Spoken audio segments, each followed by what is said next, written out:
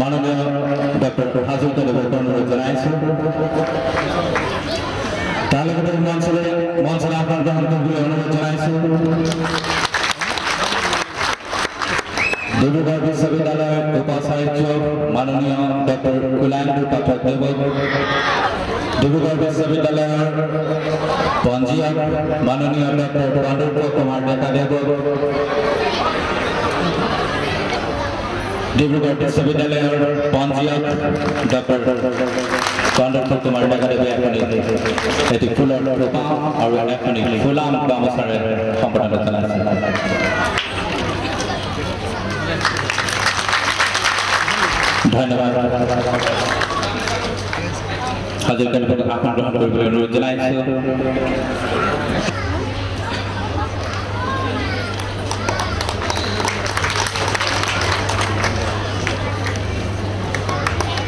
धन्यवाद पूर्णांग हाजरिका जोरदार हाथ से बोल दो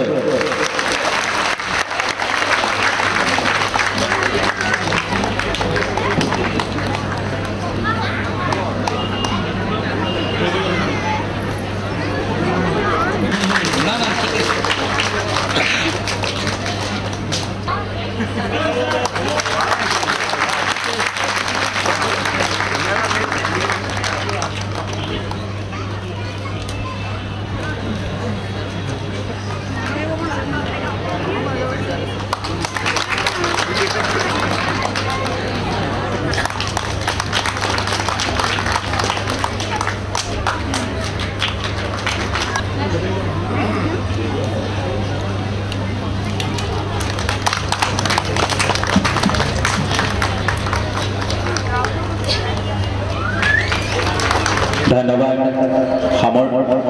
सम्बर्धना অনুষ্ঠান ইমানতে সামৰণি মাৰিছো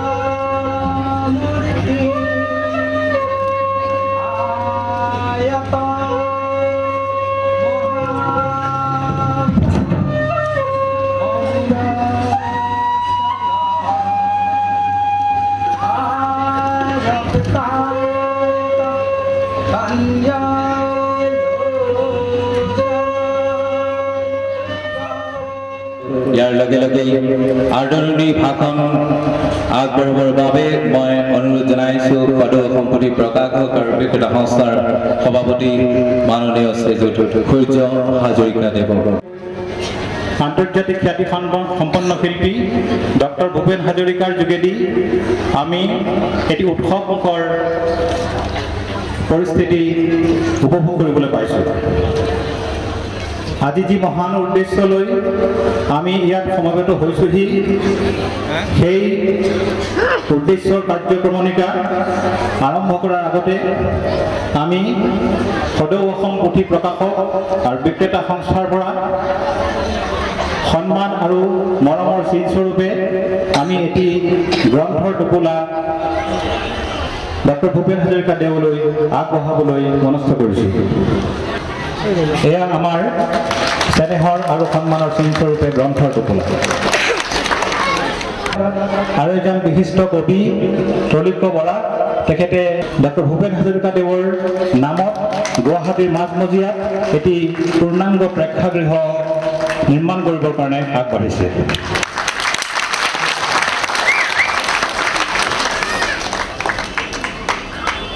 উত্তৰ পূব গ্ৰন্থমেলাৰ বাবে এক পবিত্ৰ দিন হিচাপে আমি বিবেচনা কৰিছো আজি এই অনুষ্ঠানতে ডিব্ৰুগড় বিশ্ববিদ্যালয়ে আন্তৰ্জাতিক খ্যাতি সম্পন্ন শিল্পী অসম গৌৰৱ ডক্টৰ ভূপেন হাজৰিকা দেৱক ডিলিট সন্মানেৰে স্মাৰক ফলক প্ৰদান কৰিবলৈ আগবাঢ়িছে যোৱা 22 মাৰ্চত ডিব্ৰুগড় বিশ্ববিদ্যালয়ত অনুষ্ঠিত সমাৱৰ্তন অনুষ্ঠানলৈ ডক্টৰ হাজৰিকাদেৱক এই সন্মান জনাবৰ বাবে আমন্ত্ৰণ জনাইছিল যদিও শাৰীৰিক অসুবিধাৰ বাবে তেখেতে সেই অনুষ্ঠানত উপস্থিত থাকিব নোৱাৰিলে।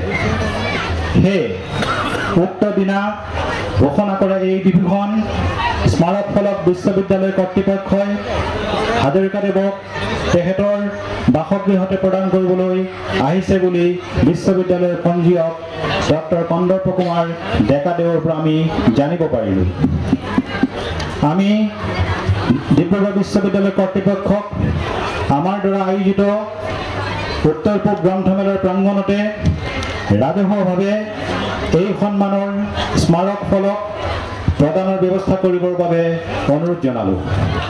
তেখেতসকলে আমাৰ অনুৰোধৰ প্ৰতি সঁহাৰি জনাই উক্ত সন্মান ৰাজহুৱাভাৱে প্ৰদান কৰাৰ ক্ষেত্ৰত আগ্ৰহ প্ৰকাশ কৰাত আমি এই মহান তথা বিৰল সুযোগটি গ্ৰহণ কৰিলোঁ। সেয়েহে আমি অষ্টম উত্তৰ পূব গ্ৰন্থমেলাৰ আয়োজক সমিতিয়ে আজি এই অনুষ্ঠান আয়োজন কৰিবলৈ পাই অতিশয় গৌৰৱবোধ কৰিছোঁ। অসমৰ অন্যতম জাতীয় পৰিচয় ডক্টৰ ভূপেন হাজৰিকাদেৱক ডিব্ৰুগড় বিশ্ববিদ্যালয়ৰ ডি.লিট উপাধিৰ স্মাৰক ফলক প্ৰদান অনুষ্ঠানে অষ্টম উত্তৰ পূব গ্ৰন্থমেলাৰ আজিৰ এই দিনটোক ঐতিহাসিক ৰূপত ধৰি ৰাখিব। মই ব্যক্তিগতভাৱেও ডিব্ৰুগড় বিশ্ববিদ্যালয়ৰ এগৰাকী প্ৰাক্তন ছাত্ৰ হিচাপে আজিৰ এই অনুষ্ঠানৰ আয়োজনত অতিশয় আনন্দ অনুভৱ কৰিছোঁ। আনহাতে আমাৰ বাবে অতি বিৰল মুহূৰ্ত যে একেখন মঞ্চতে আমি ডক্টৰ ভূপেন হাজৰিকাদেৱ আৰু তেখেতৰ একমাত্ৰ পুত্ৰ শ্ৰী পূৰ্ণাং তেজ হাজৰিকা আৰু নাতি শ্ৰী চেজ আকাশ হাজৰিকাক পাইছোঁ। ডিব্ৰুগড় বিশ্ববিদ্যালয়ে যোৱা 22 মাৰ্চৰ দিনা সমাৱৰ্তন অনুষ্ঠানত ডক্টৰ হাজৰিকাদেৱক প্ৰদান কৰা ডি.লিট সন্মানৰ স্মাৰক ফলক ৰাজহুৱাভাৱে প্ৰদানৰ বাবে আয়োজিত এই সভাত সমবেত সমূহ বিশিষ্ট অতিথিবৃন্দ আৰু উপস্থিত সুধীবৃন্দলৈ আমি আদৰণি জনাইছোঁ। আৰু আজি আমাৰ সকলোৰে আদৰৰ আৰু সন্মানৰ ডক্টৰ ভূপেন হাজৰিকাদেৱক ডিব্ৰুগড় বিশ্ববিদ্যালয়ে আনুষ্ঠানিকভাৱে ডি.লিট সন্মানৰ স্মাৰক ফলক প্ৰদান কৰিবলগীয়া এই বিৰল আৰু পবিত্ৰ ক্ষণৰ সাক্ষীৰূপে উপস্থিত থকা সকলোলৈকে আন্তৰিক সম্ভাষণ জ্ঞাপন কৰিলোঁ। ধন্যবাদ। মঞ্চত উপবিষ্ট অতি বিশিষ্ট ব্যক্তিসকল, আজি এই সন্ধিয়া ইয়াত উপস্থিত বিশিষ্ট অতিথিসকল আৰু সুধী সমাজ, আমি অতি আনন্দৰে ক'ব পাৰোঁ যে ডিব্ৰুগড় বিশ্ববিদ্যালয়ে সময়ে সময়ে অসমৰ বিভিন্ন দিশত বিশিষ্ট বৰঙণি আগবঢ়োৱা ব্যক্তিসকলক বিশ্ববিদ্যালয়ৰ সৰ্বোচ্চ সন্মান ডি.লিট, ডি.এছ.চি এই ধৰণৰ উপাধি প্ৰদান কৰি আহিছে। এই বছৰ ডিব্ৰুগড় বিশ্ববিদ্যালয়ৰ একাদশ সমাৱৰ্তন অনুষ্ঠিত হ'ল যোৱা 11 মাৰ্চত। ডিব্ৰুগড় বিশ্ববিদ্যালয় কৰ্তৃপক্ষই অসমৰ 4জন বিশিষ্ট ব্যক্তিলৈ এই বছৰ ডি.এছ.চি আৰু ডি.লিট ডিগ্ৰী প্ৰদান কৰাৰ সিদ্ধান্ত গ্ৰহণ কৰে আৰু সেই মৰ্মে ইতিমধ্যে আমাৰ যোৱা 22 মাৰ্চৰ সমাৱৰ্তনত আমাৰ সন্মানীয় মাননীয় ডক্টৰ ভূপেন হাজৰিকা, অসমৰ বিশিষ্ট সাহিত্যিক শ্ৰীযুত হোমেন বৰগোহাঁই ডাঙৰীয়া, এই দুজনক D Litt doctor of literature D Litt আৰু অসমৰ অতি বিশিষ্ট বিজ্ঞানী ডক্টৰ ধীৰেন্দ্ৰনাথ বৰঠাকুৰ আৰু ডক্টৰ দীননাথ বৰুৱা, এই দুজনক ডক্টৰ অফ ছায়েন্স ডি.লিট ডি.এছ.চি প্ৰদান কৰে। কিন্তু আমাৰ অতি পৰিতাপৰ কথা আছিল যে আমি সকলোৱে ডক্টৰ ভূপেন হাজৰিকা আমাৰ বিশ্ববিদ্যালয়ত যাব বুলি আমি আশা কৰি আছিলোঁ, কিন্তু শাৰীৰিক অসুস্থতাৰ কাৰণে শেষ মুহূৰ্তত তেখেত যাব নোৱাৰিলে আৰু সেইদিনা আমাৰ সিদ্ধান্ত কৰা হৈছিল তেখেতক আমি গুৱাহাটীলৈ আহি আমি তেখেতক এই ফলক যিটো ডিগ্ৰী ইতিমধ্যে প্ৰদান কৰা হৈছে তাৰ ফলক আমি তেখেতক প্ৰদান কৰিম আৰু ইতিমধ্যে আমাৰ অতি মৰমৰ সূৰ্য হাজৰিকাই কৈ গৈছে যে এই কথাটো গম পাই তেখেতে আমাক এই সুযোগ দিয়াৰ প্ৰস্তাৱ আগবঢ়ালে আৰু আমি সেইকাৰণে আজি অতি আমি কৃতজ্ঞ যে অসম পুথি প্ৰকাশক আৰু বিক্ৰেতা সন্থাই আমাক এই সুযোগ দিলে আজি ৰাজহুৱাভাৱে ভূপেন দাক আমি এই ফলক প্ৰদান কৰিম আৰু আমি অতি আনন্দিত হৈছোঁ যে আপোনালোক আজি এই সন্ধিয়া ইয়াত উপস্থিত থাকি আমাক সকলোকে উৎসাহিত কৰিছে মই ভূপেন দাৰ বিষয়ে একো নকওঁ ক'বৰ দৰকাৰো নাই গতিকে মই ইমানকে কৈ সামৰিছোঁ ইয়াৰ পিছত আমি ফলক প্ৰদান অনুষ্ঠান আৰম্ভ কৰিম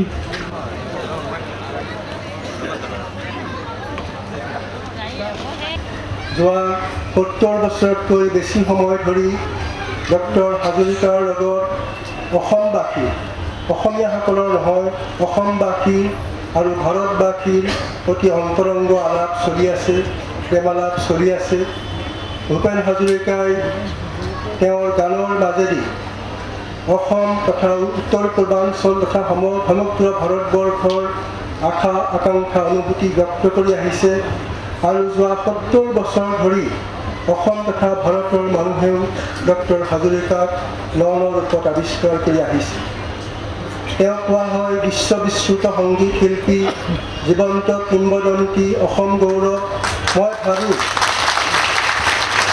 মই ভাবোঁ যে তেওঁৰ নামৰ আগত এইবোৰ বিশেষণ বা উপাধিৰ কোনো প্ৰয়োজন নাই তেওঁৰ একমাত্ৰ পৰিচয় ভূপেন হাজৰিকা একম এবং অদ্বিতীয় ভূপেন হাজৰিকা মই তেওঁৰ বিষয়ে বেছি নকওঁ যিহেতু এইটো এটা ৰিচুৱেল বা আনুষ্ঠানিক ক্ৰিয়া হিচাপে মোক দুআষাৰ ক'বলৈ কোৱা হৈছে মই চমুকৈ এইটোৱেই ক'ব খোজোঁ যে ভূপেন হাজৰিকা কেৱল এজন গায়ক বা সংগীত শিল্পী বুলি ক'লে তেওঁৰ বিৰাট ব্যক্তিত্ব বা পৰিচয়ক অতি সংকুচিত কৰা হয় তেওঁ খুব এজন অসামান্য প্ৰতিভাধৰ সংগীত শিল্পী তেওঁ যোৱা 70 বছৰতকৈ বেছি সময় ধৰি তেওঁৰ সুধা কণ্ঠেৰে সমগ্ৰ ভাৰতবৰ্ষৰ মানুহক উন্মনা কৰি ৰাখিছে কিন্তু তেওঁৰ আৰু কিছু পৰিচয় আছে তেওঁ এজন অসামান্য কবি তেওঁৰ যিবোৰ গীত সেইবোৰ সাহিত্য হিচাপেও অসামান্য শিল্প সৃষ্টি বুলি মই ক'ব খোজোঁ মই ইতিমধ্যে তেওঁৰ বিষয়ে প্ৰায় 5টা সুদীৰ্ঘ প্ৰবন্ধ লিখিছোঁ আৰু মই সাতসৰীৰ সম্পাদক থাকোঁতে এটা বিশেষ সংখ্যা তেওঁৰ নামত উৎসৰ্গা কৰিছিলোঁ তাৰ সম্পাদকীয় প্ৰবন্ধত মই তেওঁৰ বিষয়ে যিখিনি কথা লিখিছোঁ তেওঁৰ জীৱনকালতে সেইখিনি কথা মই ক'ব পাৰি খুব আনন্দ অনুভৱ কৰিছোঁ বহুতে হয়তো সেই আলোচনীখন নকৰিবও পাৰে মই সেইকাৰণে চমুকৈ কওঁ যে ডক্টৰ ভূপেন হাজৰিকা এজন অসামান্য কবি তেওঁ অসামান্য গীতিকাৰ তেওঁ সুৰকাৰ তেওঁ এজন অসামান্য গদ্যশিল্পী আৰু তেওঁৰ সমগ্ৰ গীতৰ মাজেদি উত্তৰ পূৰ্বাঞ্চলৰ প্ৰতিটো জনগোষ্ঠী এনে এটা জনগোষ্ঠী নাই যাৰ ইতিহাস তাৰ সংস্কৃতি যাৰ অন্তৰৰ আশা আকাংক্ষা যাৰ জীৱনৰ অভিজ্ঞতা প্ৰতিফলিত হোৱা নাই মই পৃথিৱীৰ বহুতো সংগীত শিল্পীৰ বিষয়ে জানো বহুতৰ গান শুনিছোঁ কিন্তু বোধহয় সমগ্ৰ পৃথিৱীতে এনে এজন সংগীত শিল্পী আৰু গীতিকাৰ নোলাব যাৰ মাজেদি এই অসংখ্য জনগোষ্ঠীৰ যিবোৰ অব্যক্ত প্ৰাণৰ কথা আছিল সেইবোৰ তাত ব্যক্ত হৈছে আৰু অনুপম সুৰৰ মায়াজালেৰে তেওঁ এটা আমাৰ প্ৰায় যোৱা 1000 বছৰৰ যিটো সাংস্কৃতিক সাধনা তাক তেওঁ বিধৃত কৰি গৈছে আৰু এইটো ঠিক যি ভূপেন হাজৰিকাৰ বয়স হৈছে আমাৰো বয়স হৈছে মই ভাবোঁ যে 20শ শতাব্দীৰ সমাপ্তিৰ লগে লগে সমগ্ৰ পৃথিৱীতে এটা যুগৰ অন্ত পৰিছে যিটো নতুন যুগ আহিছে সেইটো আমাৰ বহুতৰ কাৰণে অপৰিচিত মই ভূপেন হাজৰিকাৰ বিষয়ে এইখিনি কওঁ যে যোৱা 1000 বছৰ ধৰি অসমে যি সাংস্কৃতিক সাধনা কৰিছিল তাৰ চূড়ান্ত বাণীমূৰ্তি লাভ কৰিছে ভূপেন হাজৰিকাৰ গানত তেওঁৰ কণ্ঠত মই এইটোও কওঁ যিখন নতুন পৃথিৱী আহিব ধৰিছে যিখন পৃথিৱী আমাৰ অচিনাকি মই ভাবোঁ যে ভূপেন হাজৰিকা দ্বিতীয়জন ভূপেন হাজৰিকা মোৰ নিজৰ এইটো ব্যক্তিগত মত আৰু 1000 বছৰতো অসমত তথা ভাৰতত তেওঁ নোপোৱা কাৰণ তেওঁ যিটো সভ্যতা সংস্কৃতি মানৱিক মূল্যবোধৰ প্ৰতিনিধিত্ব কৰিছে সেইটো লাহে লাহে চিৰকাললৈ অন্তৰ্হিত হ'বৰ উপক্ৰম হৈছে। কিন্তু এই এজন মানুহৰ গীতত এই এজন মানুহৰ কথাত আমাৰ সমগ্ৰ সাংগীতিক ইতিহাস আৰু আমাৰ যুগৰ আশা আকাংক্ষা চিৰকালৰ কাৰণে বন্দী হৈ ৰ'ল। মোৰ ব্যক্তিগতভাৱে এইটো পৰম সৌভাগ্যৰ কথা যে মই তেখেতৰ অতি ঘনিষ্ঠ সান্নিধ্য পাবৰ সুযোগ পাইছিলোঁ। প্ৰত্যেক বিখ্যাত মানুহৰ দুখন মুখ থাকে, এখন তেওঁৰ ৰাজহুৱা মুখ পাব্লিক ফেচ, এখন তেওঁৰ ব্যক্তিগত মুখ প্ৰাইভেট ফেচ। মোৰ পৰম সৌভাগ্য হৈছিল যে মই তেওঁৰ ব্যক্তিগত মুখখনো দেখিবলৈ বা চিনিবলৈ সুবিধা পাইছিলোঁ।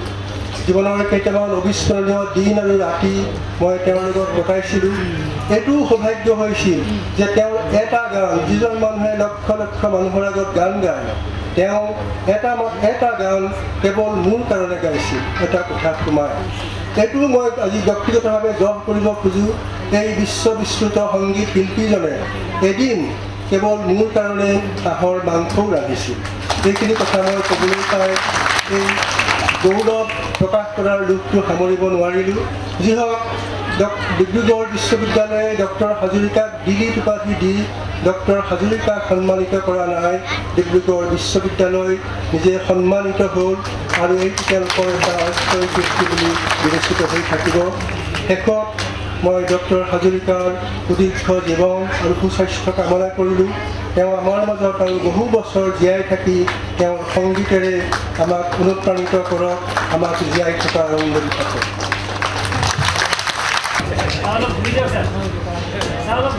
শ্ৰীযুত হোমেন বৰগোহাঁই ডাঙৰীয়াক তেখেতে ডক্টৰ ভূপেন হাজৰিকাদেৱৰ বিষয়ে যি উচ্চাকাংক্ষাৰ বতৰাৰে প্ৰশংসা কৰি আমাৰ সকলোকে জনালে। আমি আশা কৰিছোঁ তেখেতৰ যি আশা, সেই আশা ভূপেন হাজৰিকাৰ যোগেদি আমি পূৰণ কৰিবলৈ সক্ষম হওঁ। ধন্যবাদ জনাইছোঁ তেখেতক। ভূপেনদাৰ গীত, ভূপেনদাৰ ব্যক্তিত্ব, তেখেতৰ সান্নিধ্য, সেই বিষয়ে একো মই ক'বলৈ নাযাওঁ। মাথনিয়াকৈ কওঁ, মোৰ অনুভৱত শংকৰদেৱ যেনেকৈ অসমীয়া মানুহৰ তেজত আছে, ভূপেন হাজৰিকা আমাৰ উশাহে নিশাহে আছে। অসমৰ বাহিৰত আমাৰ পৰিচয় ভূপেন হাজৰিকা, ভাৰতৰ বাহিৰত আমাৰ পৰিচয় ভূপেন হাজৰিকা, বিশ্বৰ যলৈকে যাওঁ আমাৰ চিনাকি ভূপেন হাজৰিকা। মূৰ তুলি ক'ব পাৰোঁ আমি ভূপেন হাজৰিকাৰ দেশৰ মানুহ। বিদেশৰ বাটে পথে আমি শুনো ভূপেন হাজৰিকাৰ গীত, আমাৰ বুকুখন ফুলি উঠে। সেই ভূপেন দা আমাৰ মাজত পায়। আমাৰ এই দিল্লীত উপাধি যদিও অতি নগণ্য তেখেতৰ ব্যক্তিত্বৰ তুলনাত, তেখেতে গ্ৰহণ কৰাৰ কাৰণে আমি কৃতাৰ্থ হৈছোঁ।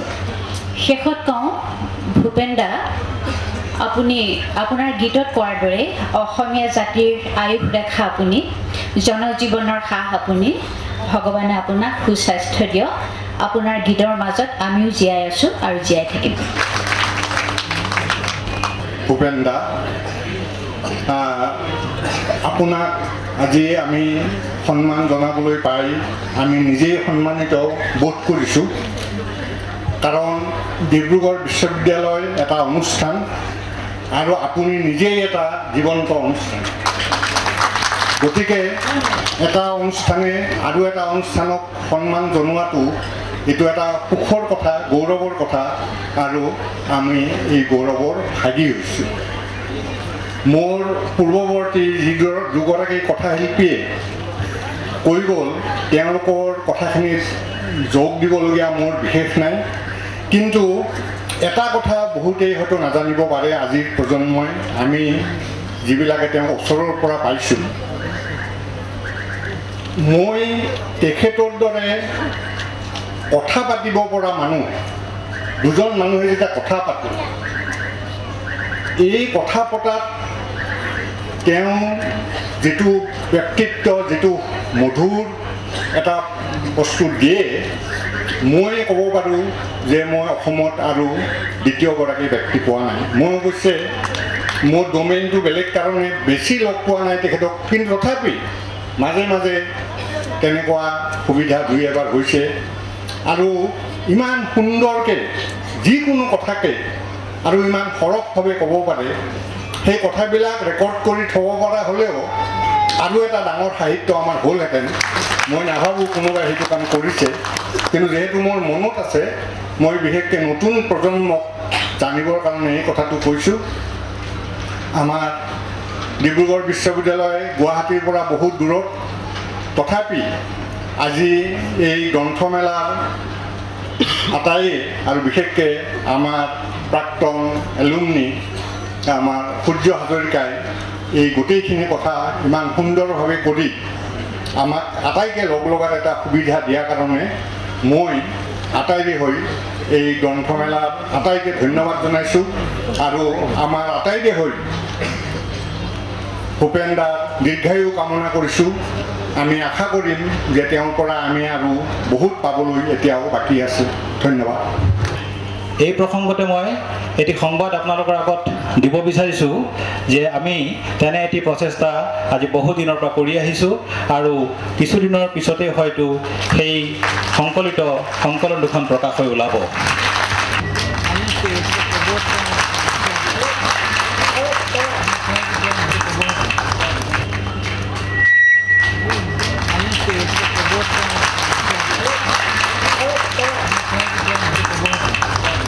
এই দুটা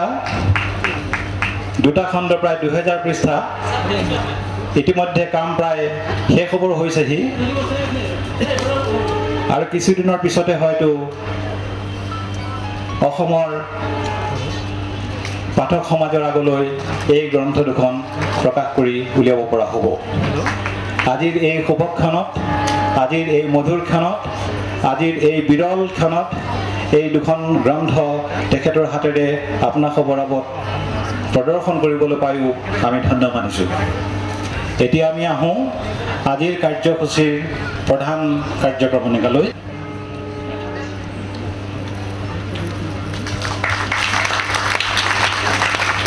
ইয়াৰ পিছতে মোৰ সহকৰ্মী ডক্টৰ মহন্তক এখন এৰী চাদৰেৰে সম্বৰ্ধনা জনাবৰ কাৰণে অনুৰোধ কৰিছোঁ।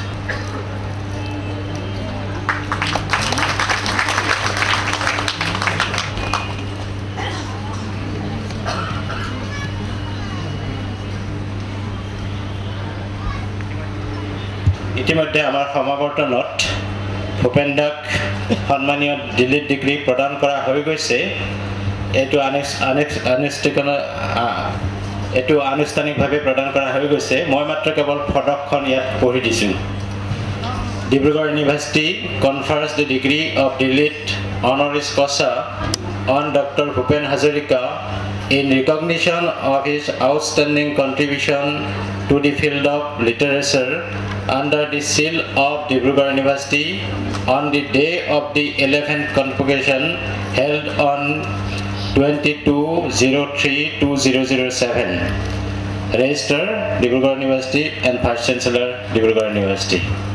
মই এতিয়া আমাৰ মাননীয় উপাচাৰ্য মহোদয়ক এই ফলকখন ভূপেন দাক প্ৰদান কৰিবৰ কাৰণে অনুৰোধ জনাম।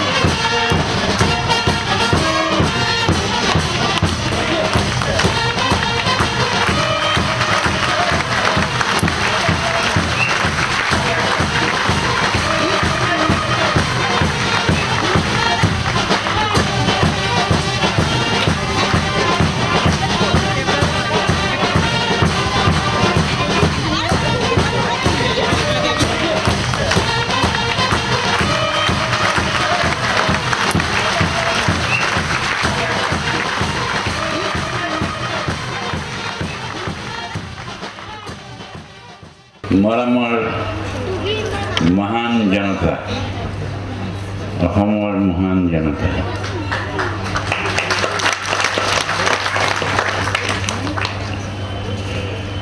হঠাৎ মোৰ অসুখ হ'ল আজি 9 মাহমান আগতে।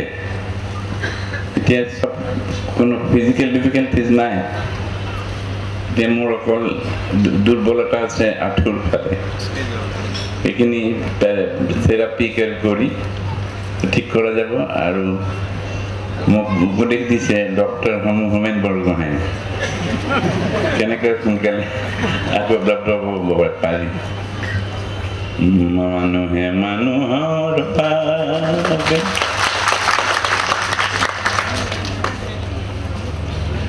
যদিহে অকণো নাভাবে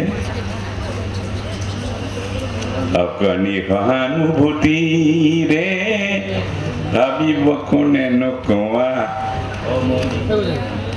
মানুহে মানুহৰ বাবে গোটেই অসম একে হওক মনেৰে অন্তত we're in the same boat brother we're in the same boat brother if you tip one hand you're gonna rock the other it's the same boat brother oh Lord look down from your holy place oh Lordy me what a sea of space what a place to love launch this human race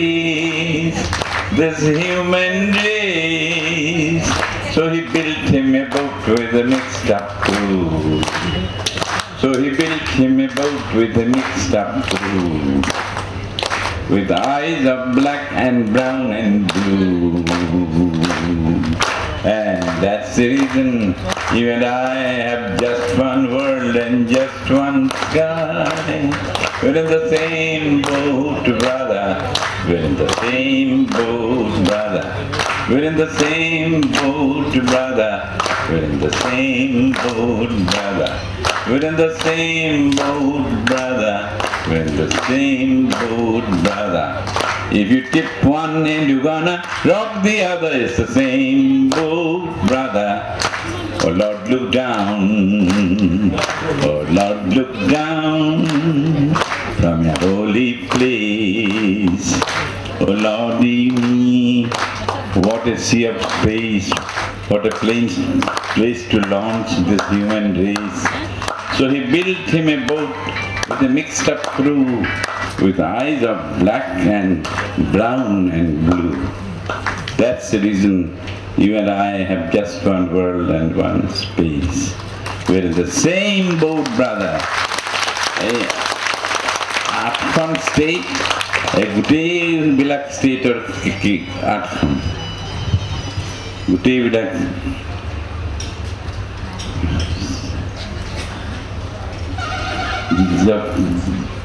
গোটেইবিলাক মাটিৰ এটুকুৰা মাটি গোটেই ভাৰতবৰ্ষই আমাৰ একেখন যাত্ৰাৰে যাত্ৰা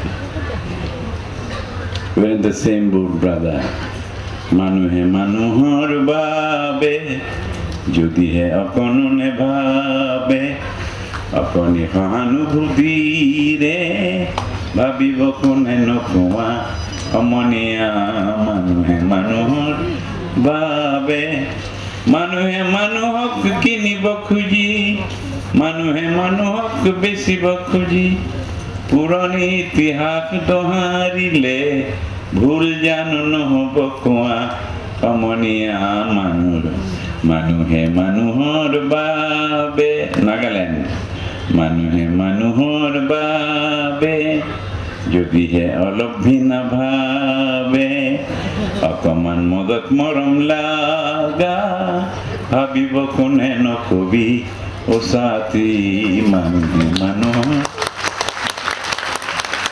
মানুহে মানুহকে কিনিব খোজে মানুহে মানুহকে বেচিব খোজে পাইলাৱালা কিসাফিৰ ভাবিলে ভুল জানো নহ'ব কবি ওচাতি মানুহে মানুহৰ ৰাইজ মই যিটো অনুষ্ঠানে এইটো দিছে বৰ আপোন বৰ নিচে আপোন মোৰ সকলো মানুহ এইখন অতি আপোন মানুহ যিসকলে পঢ়াই আছে যিসকলে পঢ়ি আছে সেই সকলো তেজপুৰ ইউনিভাৰ্চিটিত যেনেকৈ আপোন যেনেকৈ ডিব্ৰুগড় ইউনিভাৰ্চিটিত সেই আপোন মনৰ আপোন মানুহ কেইজনমান আছে তেওঁলোকে মৰম কৰি মোক জুখি পাখি জুখিছে সাংঘাতিকভাৱে জুখি টুকি যিবিলাক দিব লাগে নে নালাগে এইবিলাক মানুহ কাৰণ এই গান গোৱা মানুহবিলাক বৰ ডেঞ্জাৰাছ ইহঁতে এটা গানেৰে এখন দেশ জ্বলাই দিব পাৰে আৰু হয় এক বাল্টি পানীৰে শান্তিৰ পানীৰে এখন দেশত শান্তি আনিব পাৰে সেইকাৰণে আৰু কোনোবাই কিবা ক'ব নেকি? হাজৰিকাকে দিছোঁ।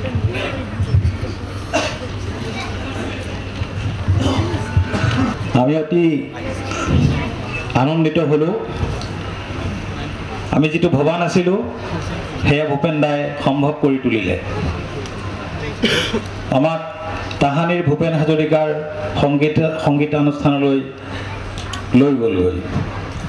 আমি আশা কৰিছোঁ ভূপেন দাই এই যাত্ৰা অব্যাহত ৰাখিব আৰু তেখেতৰ পৰা আমি আৰু অধিক এই ধৰণে পাই গৈ থাকিম। এতিয়া আমি আহিছোঁ ভূপেন হাজৰিকাৰ পৰিয়ালৰ পক্ষৰ পৰা দুআষাৰ শুনিবৰ বাবে। আমি অতিশয় আনন্দিত। ইতিমধ্যে মই কৈছোঁৱেই তেখেতৰ সুযোগ্য পুত্ৰ পূৰ্ণাংগ Hazarika to speak something on this auspicious occasion. Please.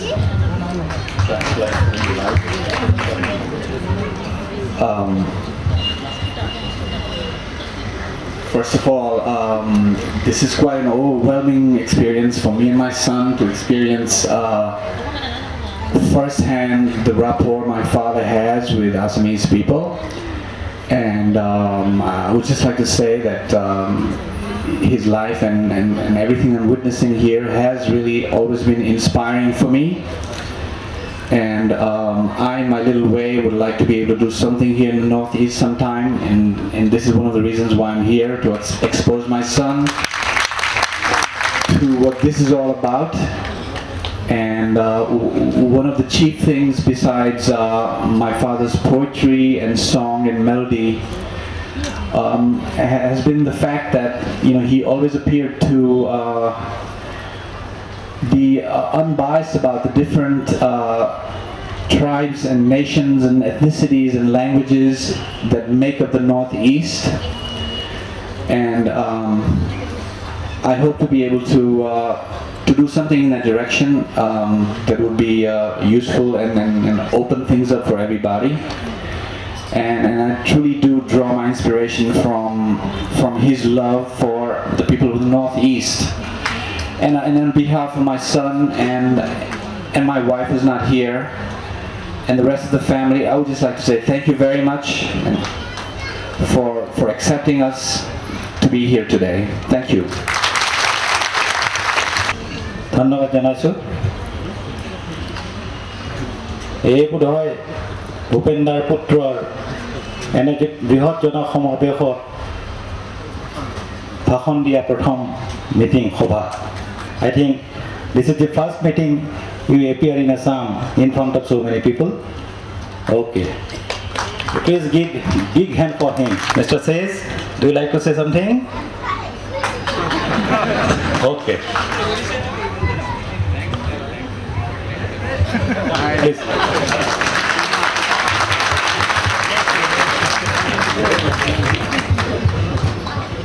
I mean, all I can say, in accordance to what my father just said, is yes, thank you all for accepting us. And just coming here and seeing everyone, it's overwhelming actually.